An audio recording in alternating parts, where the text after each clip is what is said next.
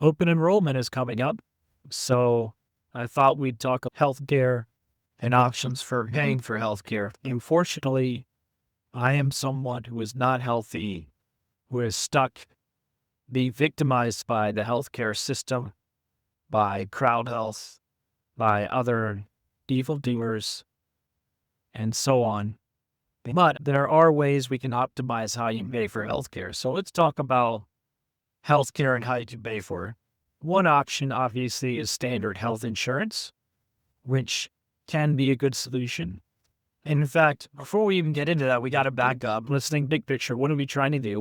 We're trying to pay for and get the highest quality healthcare at the lowest possible cost. We can't possibly go through all the options here today, but schedule time with me, myself, and my partner, Brad Owens. We can help you find the best solution for your particular situation. There's conventional options, there's out-of-the-box options.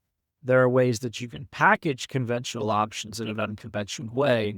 And there are ways that combine different products together to get your good overall solution. It's not necessarily a one product point solution. It could be multiple things, depending on what you're trying to accomplish.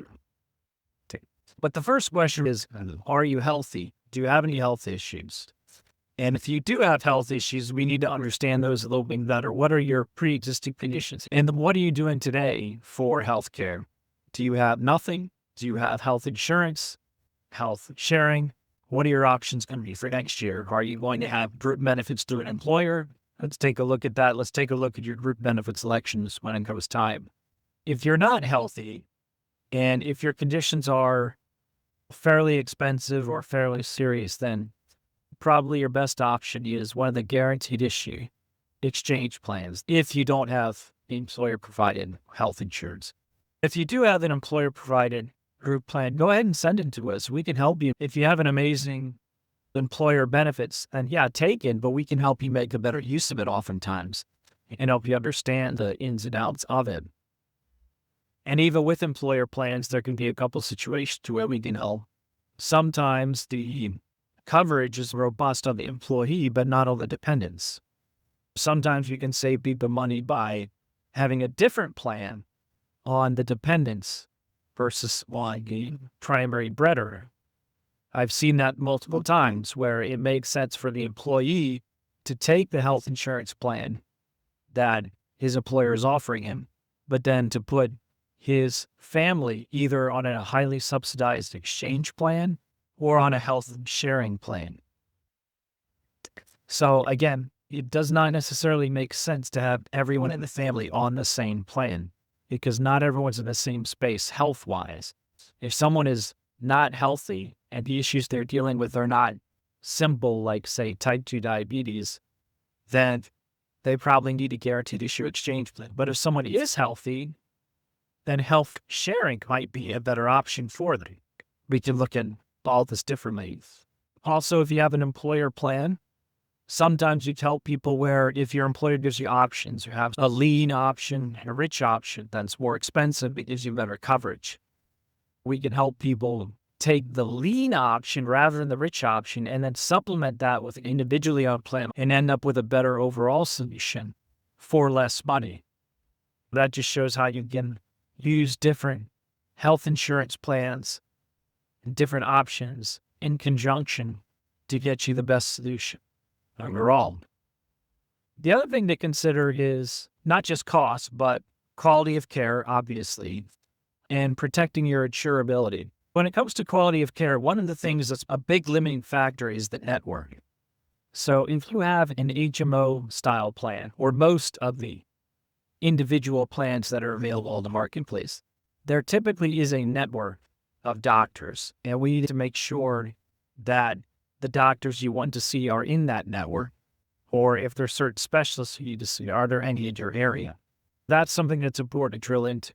Does the network meet your needs? We can take a look at that. So on paper, the coverage might be really good, but if the doctors you want to see are not part of that network, then you potentially have a limiting factor. And then you can decide, do you want to take a more expensive plan that your doctors will accept? Or do you want to stay with the lower cost option and potentially just use a different doctor? So Protecting your insurability. When it comes to a guaranteed issue health insurance plan or a health insurance plan offered through your employer, pre-existing conditions are a non-issue. You're guaranteed to get the plan. You don't have to worry about pre-existing conditions. But when you strike out on your own, which some of you may plan to do, or maybe when you leave that employer and go to a different employer who maybe doesn't offer the same level of benefits, your options are limiting if you have pre-existing conditions. If your plan is to eventually strike out on your own, or even if it's not, it might be a good idea to pick up a health sharing plan on the side, or maybe even a health insurance policy that's not guaranteed issue that does underwrite you in order to protect your insurability. Today, if you're healthy, you have access to a lot of different options, whether health sharing or health insurance. But in the future, if you develop some pre-existing conditions, now you have a limitation where those pre-existing conditions either won't be covered at all, or there will be strict limits on how much they're going to fund of those pre-existing conditions.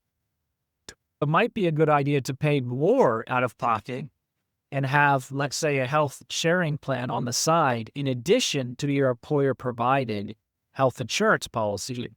So when you strike out on your own, it's very easy to drop your employer health insurance plan and stick with the health sharing plans you already got when you were healthy and before you developed all those pre-existing conditions.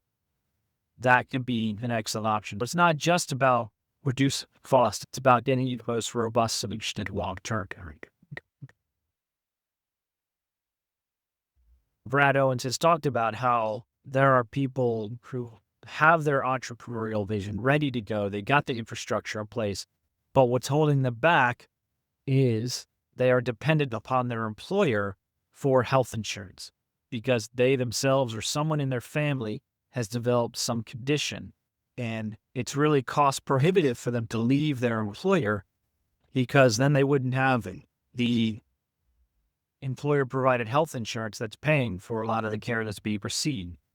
So if you get a plan on the side before those pre-existing conditions develop, then you have options and you're no longer bound to your employer. You're no longer dependent upon them to pay for your health care. So again, it's not just about choosing the least expensive option. And another thing that Brad and I have helped a lot of people with is qualifying for subsidies that they didn't think they could qualify for. If you're going to get an exchange plan, then there are subsidies available, and the criteria are not as stringent as you might think. There are households who make six figures who can qualify for pretty generous subsidies depending on the size of the household, depending on a number of things. There are programs that will pay for children's coverage. There's, of course, Medicaid. So let us take a look at it and just see what you qualify for. And this is why if you've lost your job or your income is down for whatever reason, that can be a great time to look at healthcare options because you will qualify for much more generous subsidies than you might otherwise qualify for. I've had at least a couple of people who came to me when they were unemployed or they were just starting a business, so they made very little money.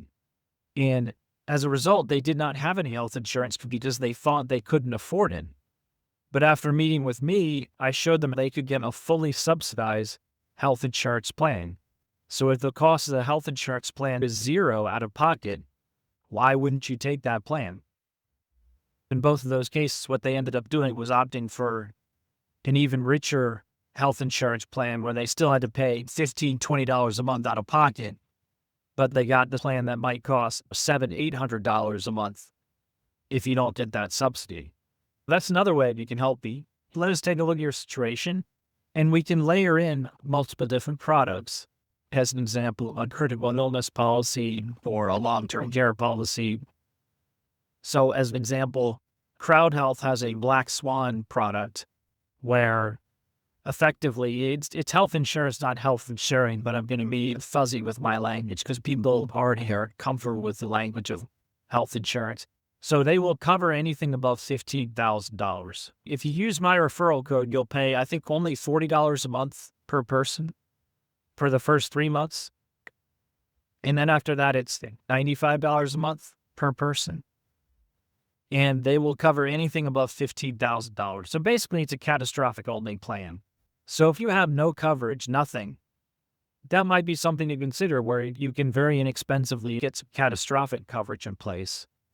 And then you can also inexpensively supplement that with a critical illness policy with a $15,000 benefit. So what that would mean is in the worst case scenario, all of your out-of-pocket costs would be covered. Crowd Health would cover everything above $15,000, and that first $15,000 would be covered by your critical illness policy. So if you have heart attack, stroke, cancer, there are multiple critical illnesses listed, then you'll receive a $15,000 benefit. And of course, you can make that more if you want, depending on how much you want to pay. You can go up to $500,000 on the benefit. And that will continue with each subsequent event. You receive a $15,000 benefit. That's a great way you can inexpensively combine two different insurance policies to give you full coverage overall. Of course, if you had something like a broken leg, you would have to pay for that out of pocket. That would not be covered by the critical illness policy. But in the scenarios that people are typically trying to guard against, where it's a serious issue, you would be fully covered. And Brad also mentioned you can also get, again, very inexpensively, an accident claim, where it's the same thing. It will pay some amount of benefit. It could be $5,000, $20,000, $30,000. You decide what benefit amount you want, and the premium will adjust accordingly. And if you get into an accident, you receive that amount. So if you get into an accident and you're hospitalized, then you receive, let's say, a $20,000 benefit amount, right? So again, if you have the Proud Health Black Swan plan, you can have an accident plan and a critical illness plan with a $15,000 benefit so that you're now fully covered if anything serious happens. You would still have out-of-pocket costs for minor things, but anything serious, you would be fully covered. That's just one creative way that we can layer in different health insurance policies to give you a cost-effective, robust solution overall. So now, very inexpensively, we've effectively given you a $0 deductible and zero out-of-pocket if something serious happens. That's pretty good. It's a pretty good solution. And then, of course, whole life insurance can measure into this as well, because whole life insurance does give you long-term care protection. You can advance yourself that death benefit should you have a terminal or chronic, or in some cases, even a critical illness. That's a big peace of mind feature in retirement, because once you reach old age, it's pretty likely you're going to have some form of long-term care need. So having that death benefit available to pay for long-term care is a huge benefit. And of course, I'm talking about healthcare specifically, but I always like to look at your overall financial picture and try to solve all of your problems. So I want to start by thinking as big picture as possible. What are your values and beliefs? What really are you trying to accomplish? What problem are you trying to solve? And then let's develop an overall long-term plan, not just a product, not just a plan for today, but an overall long-term plan to get you there by the most efficient route possible, whatever it is that you're trying to accomplish. So paying for healthcare obviously is one component of that, one potentially very important component, but it is only one component. Obviously, we're going to look at everything. We're going to look at estate planning, right? To have your estate planning documents in place. And if you do, let's review them and make sure they still make sense. Sometimes the documents are usually fine, but maybe there are some gaps in the plan and maybe things have changed. So put those documents together. Maybe people who are written into those documents have not been educated. So if you name the successor, has that successor been educated? Do they know what they need to do? Same thing if you have guardians or financial and medical power of attorney. Do those people know what they need to do? Have we had this conversation? So with estate planning, open lines of communication can be very important so that there is follow through on the estate plan. You set up the trust, but did you move all of your assets into the trust? You named this person as your successor, as your guardian, as your financial and medical power of attorney. Have you spoken to that person? Have we spoken to that person and educated them on how this process works so they know what to do? And it's not hard. None of this is hard. It's just something that needs to get done and done with the appropriate follow through, because it's fairly common. What's most common is people, even very wealthy people, have done no estate planning. Or they have a few documents, but there hasn't really been the follow through. That's fairly common. They have a will, maybe they even have a trust, maybe they have some of these documents, and the documents themselves are written pretty well, but no one's really tied them together, educated the people involved, done a real planning exercise, and followed through to make sure the trust is funded, as an example. That's probably the most common one. You set up the trust, but did you fund the trust, as an example?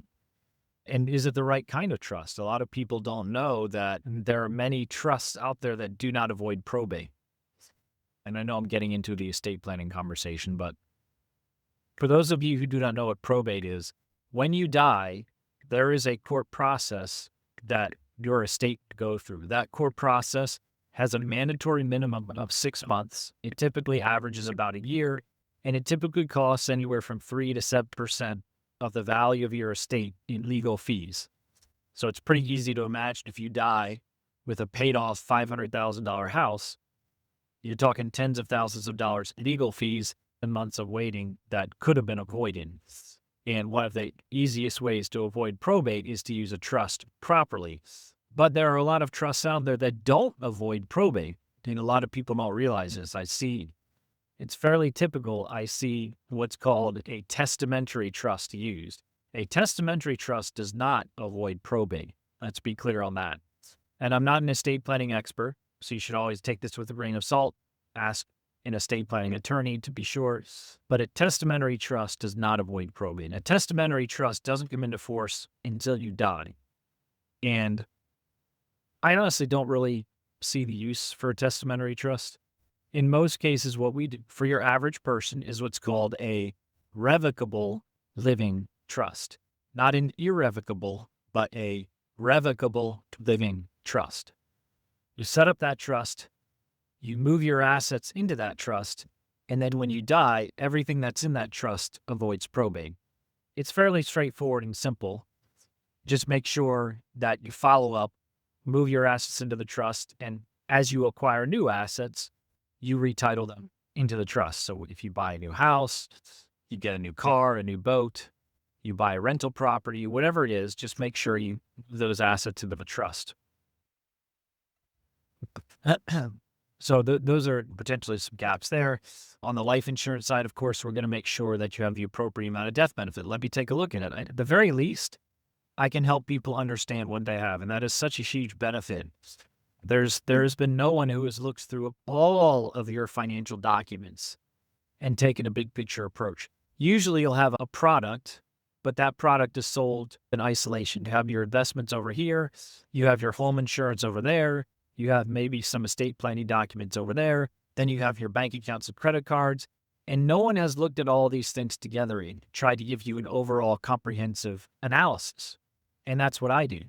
And usually just looking at it is half the battle because nobody has done that exercise before. Usually when we do that, we can find some pretty quick, easy money moves that we can make that could dramatically improve the efficiency of your overall solution.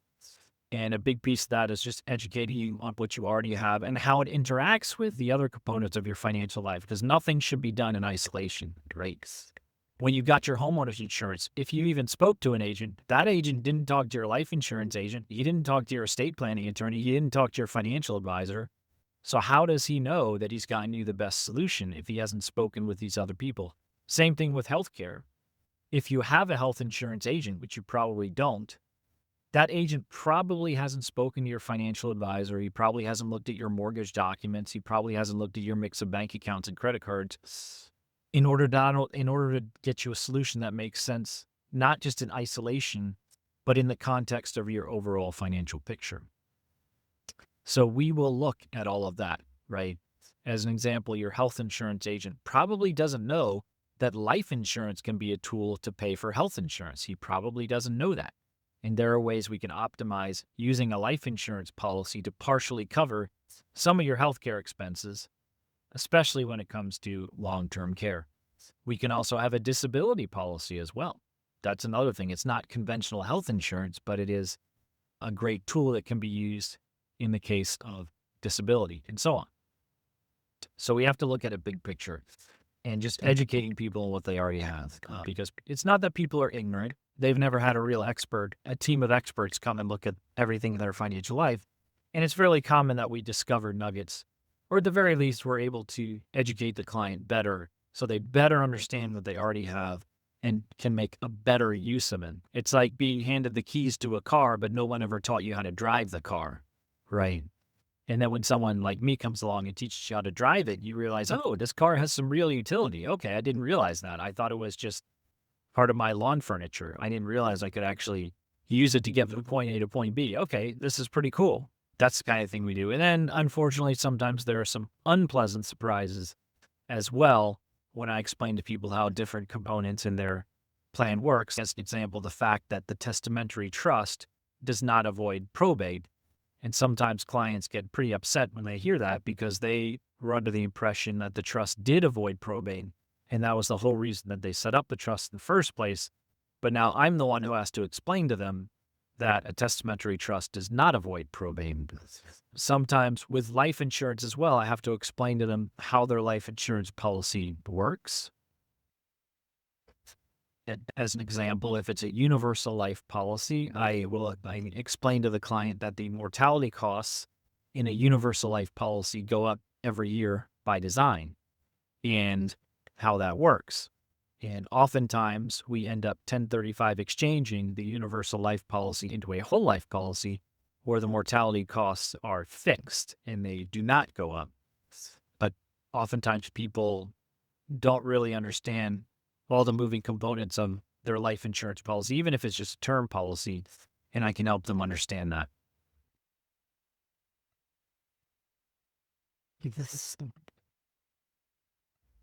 On the disability policy side, oftentimes I can help clients understand that there are exclusions on their policy. Maybe at the time they took out the policy, they had some kind of a back issue. And so anything related to the back is excluded on their policy. I've had multiple occasions where I've explained that to clients and they didn't realize there was that exclusion. And I told them, go back to the agent who sold you this policy and get that exclusion removed. A good agent should be on you to do that. And then also told them, hey, there's a guaranteed purchase option here. So instead of taking out a new policy with me to get you more coverage because you need more coverage, just go back to that agent, exercise the guaranteed purchase option that you already have on this policy, and then it'll be easier for you. You won't have to go through underwriting. There will be no new application. You're just exercising that option. These are a couple of examples. And notice with these examples, I'm not making any money. It's interesting, the stereotype of the aggressive insurance salesman who's hounding you for a sale. And are there people who meet that stereotype? Of course there are. Of course there are. But what's interesting is the good agents do follow up aggressively. And I say aggressively as a good word because they really care about their clients, right? If you see your client is exposed to a risk and you care about that client, you're going to stay on them until they get properly protected, right? If you care about someone and you see they have a potential serious issue, you're going to stay on them to get that issue fixed. I'll give you an example right now. I have a client where we put a policy in force with a table E rating, which means the policy was more expensive because they had Crohn's disease in the past. And it's now been long enough that they've been recovered from Crohn's disease that we can get that rating improved so we can get a significant discount on the policy. It's just a term policy. I believe the annual premium right now is about $1,500. If we go and get that rating improved, we can get the premium reduced to $800, maybe even $400 a year. And I've been following up relentlessly with the client to get this done, right? Am I making any money from this? No, actually. First of all, it's a term policy, so I'm not really making any money to begin with. But secondly, the commission I would make, which is tiny, would be reduced because now there's going to be less premium going into the policy. So I'm following up relentlessly with this client in order to make less money. And why am I doing this? Because it's the right thing to do. And it's a no-brainer for the client. You'll have the same exact policy in force, but it will cost less than half what it costs today. Why wouldn't you do that? I don't know why the client is not being as responsive and getting on this like they should be. Not only am I following up with them, I'm making it as easy for them as I possibly can. I there's a form that needs to be filled out in order to submit this application. And I pre-filled as much of it as I possibly could and teed it up for them in DocuSigns. All they have to do is fill in some blanks and sign a form, basically indicating that their health hasn't changed. They are still fully recovered from Crohn's disease and nothing bad has happened. And then the insurance company will go through underwriting. They will probably order a medical exam. But at the end of the day, they're going to save substantial money on their premiums every year going forward. So why wouldn't you do that? And I'm following up with my client and staying on them to get this done. But obviously, I'm doing it because it's in the client's best interest. I'm not going to make any money from this. I'm going to make less money. So that's just a couple examples. So a good agent will do that. With a good agent, it's not just a transactional relationship. The good agent is going to stay with you, hopefully, for the rest of your life and help you manage these policies going forward. Not that there's a lot of management required, but things like this, getting ratings improved and maybe increasing the coverage when that's needed. And then, of course, as a life insurance agent, potentially doing the most important job of all, which is delivering a death benefit check if, God forbid, something happens. And that's where things get real. I think a lot of good agents have a story where there was someone that they cared about that was not properly insured with life insurance. They thought they were properly insured, right? They had $1 million, $2 million, $500,000, $250,000. Doesn't matter what the number is. They thought they were protected because they had something. But there was no real thinking on their part that went into how much death benefit they actually bought or how long the term was. They just had something. And the agent didn't get on them like he should have, or maybe tried and was told, no, don't waste my time, I'm covered, and didn't stay on them. And then, of course, what happens is that person dies, and now the family is left destitute because the $250,000, the million, $2 million death benefit is not nearly sufficient for that family's needs. And when you see something like that happen to someone you care about, as Chris Kirkpatrick did, he tells a story of it, it makes you much more bold about approaching and staying on a potential client that, no, you are not properly protected. You need more death benefit. And I'm just talking about term, not talking about whole life insurance or any advanced strategy, just getting yourself the proper protection that you need. A good agent is going to stay on you because he cares about you. Because he cares about you. It's not about making the sale because, again, it's just term. There's no money in it. Term is really more of a volume-driven product. Make sure you have the appropriate amount of death benefit. And I have never in my life met a single person, not one, who was properly insured with life insurance. I've met many who probably thought they were, but I've never met one, not one, no matter how wealthy they were, that were fully insured to their full human life value with life insurance. I have never seen it. And it's not because they're stupid or necessarily irresponsible. Okay, maybe they're a little bit irresponsible, but it's just that no one's ever educated them on these things. They've never taken the time to develop a quality relationship with a good life insurance agent who would do these things for them. So how would they even know? There would be no way for them to know what their human life value is, how it's calculated, why they should procure it, all of those things. So I know I've meandered on to several different topics. So we started talking about healthcare. Then we talked about how it fits into your overall financial picture, which led us into other components of your financial picture, like estate planning, like life insurance, disability coverage, and all the ways in which we can help you.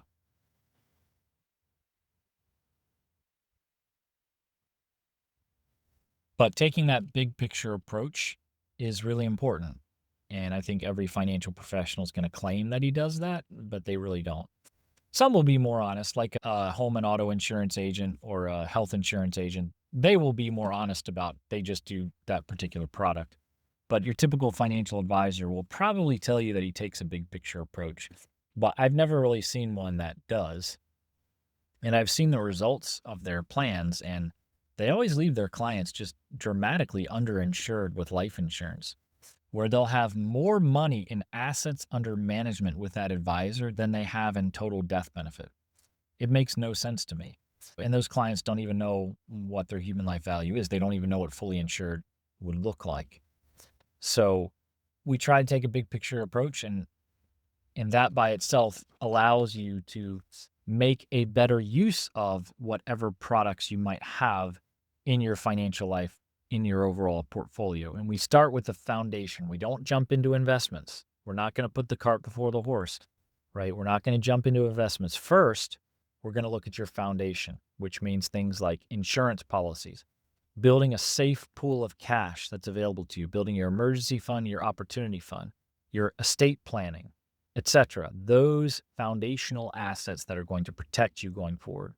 And if you want to invest your money, that's fine. After you've built that safe foundation, then you'll be able to invest your money with more safety, with more liquidity, access, and control. And I would highly recommend you to think outside the box when it comes to investments. You can put your money into the S&P 500 like the rest of the crowd does, like the herd does, and that can work. But at least consider other ways of investing your money, and also consider the fact that you don't have to invest your money in order to get wealthy. You can just patiently save your money and still get wealthy. The best investment you're ever going to make is in yourself. And the best investments generate income. It's all about generating income, ideally passive income. And there are multiple ways you can do that.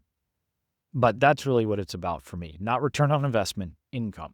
And it's okay to speculate with some of your money, but if you're chasing after a return, then you're speculating. You're not really investing. And it's okay to speculate. That's totally fine. Just understand the distinction.